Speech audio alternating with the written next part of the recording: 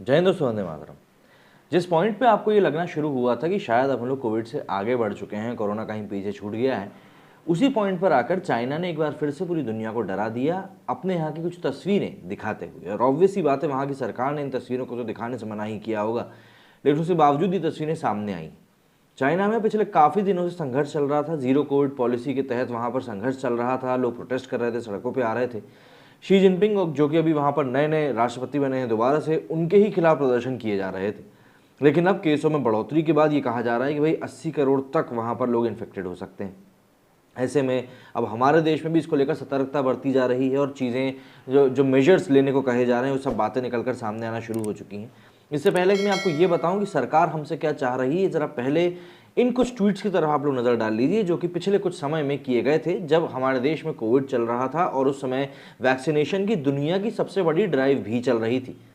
इन tweets की तरफ अगर हम नजर डालें, सबसे पहले आपको जो ट्वीट दिख रहा है वो सभा जी का है। इसको इन्होंने 2021 के मई में किया था। यहाँ पर ये लिखती हैं कि कुछ अच्छी न्यूज़ है वैक्सीन को लेकर दुनिया से। चाइना जो है 14 मिलियन लोगों को एक ही दिन में डोज लगा रहा है। आप इसको डाइजेस्ट कर लीजिए। 14 मिलियन लोगों को चाइना ने वैक्सीन लगाई थी और आज की डेट में देख लीजिए, आपको चाइना चांद तक भी नहीं जा पाया, रात तक चल पाया, इसका प्रमाण आपको आज की डेट में मिल ही जाएगा। इसके बाद इंद्राणी बागची ने लिखा था कि China is vaccinating 14 million peoples in a day. मतलब ऐसा लग रहा है कि ये भी 19 तारीख की, जिस दिन सबा जी ने ट्वीट किया था। ऐसा लगता है एक ही दिन इन लोगों को खबर मिली थी और इन सभी ने ट्वीट पेल दिया था। सलमान अनीस ने यहाँ पर लिखा है कि dear Nitin Gadkari ji, I suggest that you take up your suggestions with PM Narendra Modi in a cabinet meeting. China is vaccinating 15 million people a day. India is discussing a fabricated tool kit, for God sake do something. आज की स्थिति में India की जो condition है वो कितनी ज़्यादा बेहतर है चाइना से, मतलब ये कंपैरिजन करने का टाइम नहीं है, बट स्टिल आपको क्यों फेक न्यूज़ से सतर्क रहने की ज़रूरत है, उसी का एक प्रमाण यहाँ पर हम लोग देख रहे हैं कि लोग क्या होते हैं, इतनी सी बात को भी इतना बड़ा करके दिखाते हैं और इस तरीके से दिखाते हैं कि आपको लगता है कि हमारे देश में तो कुछ अच्छा चल ही नहीं रहा है। कुछ और न्यूज़ भी हैं, आप देख सकते हैं, ब्लूमबर्ग का भी ट्वीट है यहाँ पर, बिजनेस स्टैंडर्ड का भी ट्वीट है यहाँ पर, स्वाति चतुर्वेदी का भी ट्वीट है यहाँ पर। तो इन लोगों ने भी कुछ इसी तरह के ट्वीट किए थे।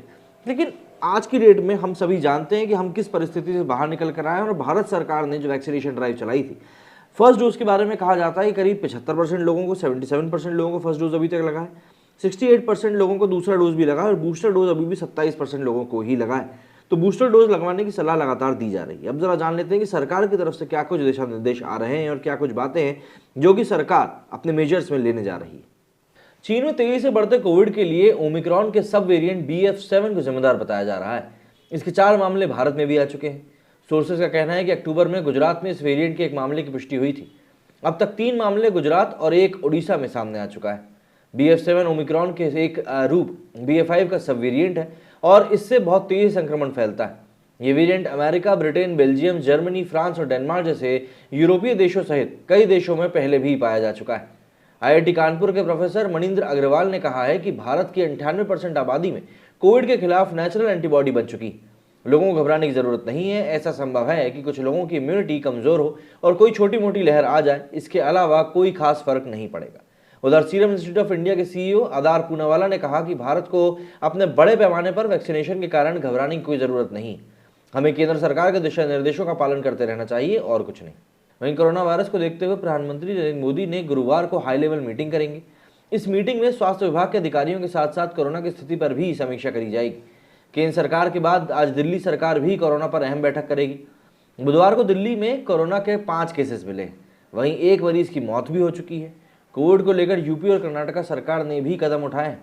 यूपी के डिप्टी CM ने अधिकारियों को निर्देश दिया है कि कोविड प्रभावित देशों की यात्रा कर लौटे लोगों की जरूर जांच करवाई जाए और एयरपोर्ट पर भी सतर्कता बढ़ाई जाए। देश में कोविड के रोजाना मामले सामने आना शुरू हो चुके हैं, लेकिन अभी भी वो 200 से कम है। नए मामलों के लिहाज से केरल, कर्नाटका, महाराष्ट्र, तेलंगाना और तमिलनाडु सबसे आगे हैं, लेकिन कुल मामलों में कमी आ रही। 20 दिसंबर को जारी रिपोर्ट के मुताबिक नए कोविड मामलों में इन 5 राज्यों की हिस्सेदारी 84% थी। BF7 का रिप्रोडक्शन नंबर RO10 18.6, यानी इस वेरिएंट से प्रभावित मरीज औसतन 10 से 18 लोगों तक कोरोना को फैलाने में सक्षम है। आमतौर पर ओमिक्रॉन का औसत 5.8 पाया गया था। शायद यही वजह है कि चीन में कोरोना केस घंटों में दुगने हो रहे हैं। भारत में बुधवार को कल 131 कोरोना के नए मामले सामने आए थे, वहीं 3 लोगों की मौत कोविड की वजह से हो चुकी है। बुधवार तक देश में एक्टिव केस 3408 हो गए। इसी के साथ देश भर में कोविड के मामले बढ़कर 4,46,76,330 हो गए।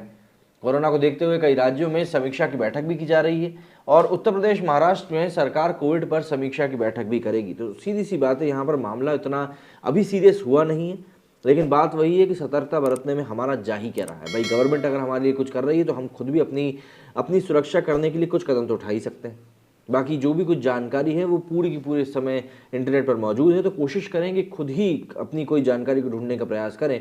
ऐसे सोर्सेज के ऊपर इवन आप लोग, मैं तो यही कहूँगा भाई, मेरे जैसे और मेरे टाइप के यूट्यूबर पे भी भरोसा ना करें, क्योंकि आज की डेट में फेक न्यूज़ इतनी तेज़ी से फैलती है कि उसके बारे में कुछ भी नहीं कहा जा सकता। तो इसीलिए जितना ज़्यादा आप खुद अटेंटिव रहेंगे, अलर्ट रहेंगे, उतना आपके ही लिए अच्छा होगा। मेरे वीडियो फिलहाल उतना ही। जय हिंद, जय भारत।